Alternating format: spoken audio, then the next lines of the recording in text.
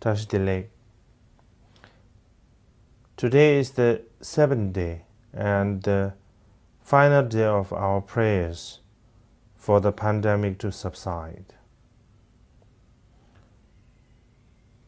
Today we will recite Tangdong Gyalpo's prayer that saved Sakya from disease, along with the 6-syllable mantra and other mantras, and appeasing the discord of the mammals. There are many different mantras, but today we will recite ones that will help with the current pandemic. Tangdong Gyalpo was a well-known 14th century Tibetan Siddha. Once there was a large epidemic at the great Sakya monastery, and none of the medical treatments, offerings, or rituals they tried could help. When everyone was close to dying, they asked Tangdong Gyalpo for help. He wrote this prayer and the epidemic subsided, as the history related.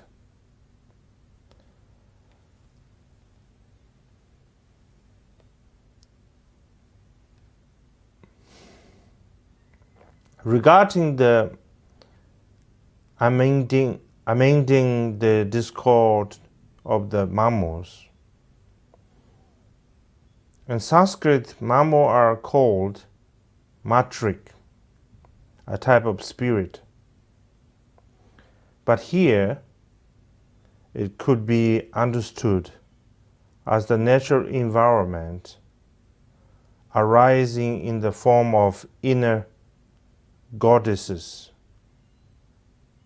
Basically, it is like we are making amends for our faults in order to remedy our imbalances and disharmony with the natural environment.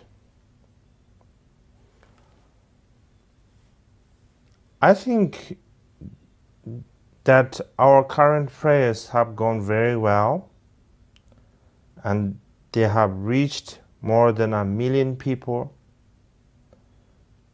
and at least 200,000 people have watched the session live and prayed together. Many Rinpoches, nunneries, and monasteries in India, Nepal, and Bhutan have joined in too. Everyone is participating in these prayers voluntarily without being asked. And this gives me renewed hope and confidence that the world will turn out well. Thank you all from the bottom of my heart. This time, I have taken on a new task, which is to speak in 3 languages. Normally, when I have a translator, I can relax. But this time, there is no translator, and it has been a bit difficult.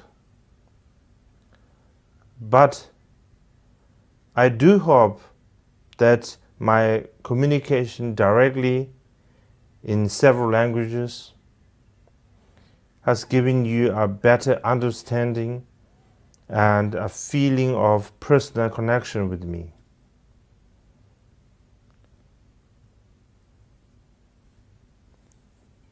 In particular, This is the first time I have spoken so much in English, and even though my English is not fluent, I hope you can feel that I care. Right now I'm physically in Europe, so the difficulties that everyone is experiencing are not just mere words for me. I'm experiencing them together with you. And I feel that this is a special opportunity for me. Still, I'm not sure I like to catch the coronavirus. Europe is now beginning to get some control over the epidemic. And I hope that this happened soon in America as well. But I have greater concern for Africa, South America, Asia, and other continents. I'm especially worried about India, which is like my second home. The Indian central and state governments, they are doing their utmost. But the population of India is extremely large, and there are many difficulties, such as providing sufficient testing and so forth. Even though there has to be a strict quarantine and curfew to limit the spread of the illness, many workers who depend upon a daily wage live hand to mouth and are experiencing terrible hardships. So please pray for India and do whatever you can to help.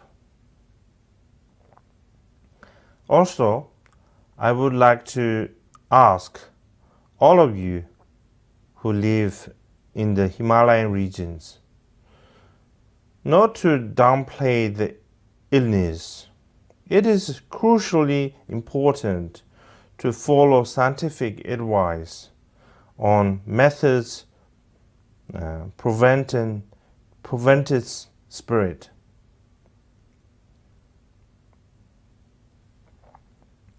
I'm also greatly concerned about the Tibetan communities in India, Nepal, and Bhutan, as well as the Tibetan living abroad in Europe, America, and other countries.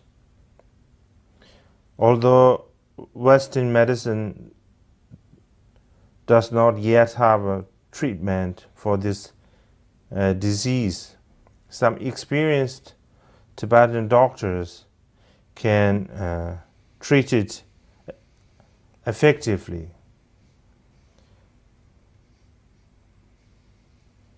But the main thing is to prevent infection.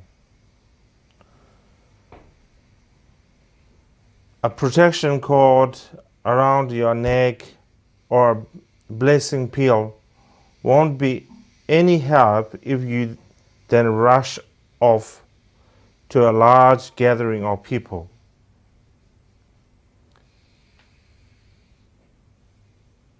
You have a responsibility to protect yourself that you can't post off onto medicine and protection cords.